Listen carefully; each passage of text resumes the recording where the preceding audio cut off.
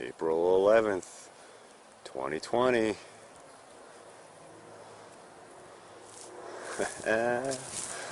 We are looking at two hives that seem to be doing their thing thus far. So that's good news. We got tremendous activity on the left hive, which is great, and on the right hive we got some pretty good activity given the smaller colony level, so to speak. But so far so good. We've had some pretty chilly nights. I know we got down to 32 the other night. I think we did again last night, and we had some pretty wicked winds all day yesterday and even the day before a bit. But looking good so far. In another well, I don't know, another probably 5 or 6 or maybe 10 days, I'll pop the cover on this right-hand hive and have a look-see and see if they're developing any queen cells, see what's going on. But it's encouraging to see that things are doing well, and hopefully this split will take off and be successful. But so far, it's encouraging. And we have good activity, even though it's I think it's only about 40 or 45 degrees out today. Fortunately, the sun is out and the wind is slowed up a bit, so a little more conducive.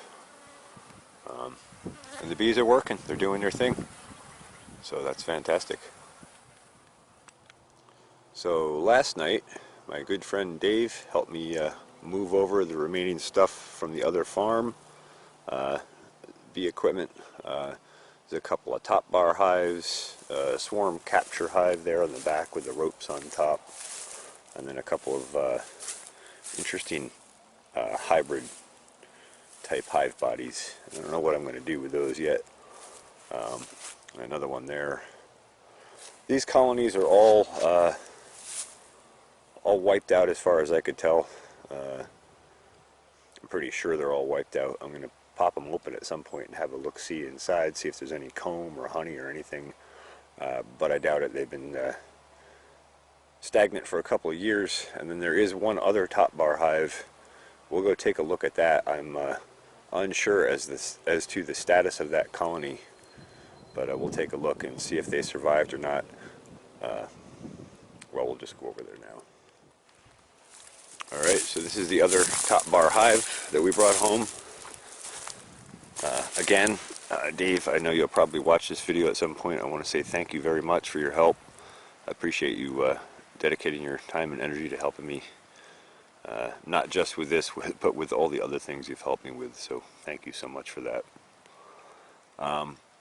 This colony appears not to be live at the moment. So I probably will have a look-see inside at some point and see if there's any comb or honey that can be recovered. I suspect probably not. This is the hive that my friend Joe, that I got all this bee equipment from, said that this hive would pump out somewhere between 5 and 10 swarms every season. And so it's an excellent way to produce swarms to create new colonies from. So I may fix this up a bit. You know, the legs have a little bit of rot on them and stuff, so I probably will do a little bit of work on it to clean it up, and then if I have an opportunity to throw some extra bees in here this summer, I may do that and set this up as a new swarmer hive. Would be nice to have another hive that just produces swarms that I could capture, and then I could build out colonies fairly rapidly. Anyway, he said this hive colony got tremendously strong because of the size of the colony. Obviously, you can see there's quite a few frames there. These are not Langstroth frames, these are Topbar type frames. So basically there's just a bar on top, and the bees build the comb down from that. There's no wire support, there's no frame that extends down into the hive. It's just basically a piece of wood, and they build the comb off that. So from a management standpoint, that is incredibly difficult if you want to harvest honey from it or whatever. Obviously it's fine for comb honey, but if you want to extract or be able to remove a frame and, you know, do what you got to do and put the frame back, it's not that simple. But I think from a swarm perspective, it's an excellent tool that could provide many, many new bee colonies with very little effort on my part. I really like letting the bees do their natural thing, and then interacting with them as minimally as possible to maintain their health and colony strength. So we'll look into using this over this coming season, and if I can squeeze off another swarm into it, I may do that.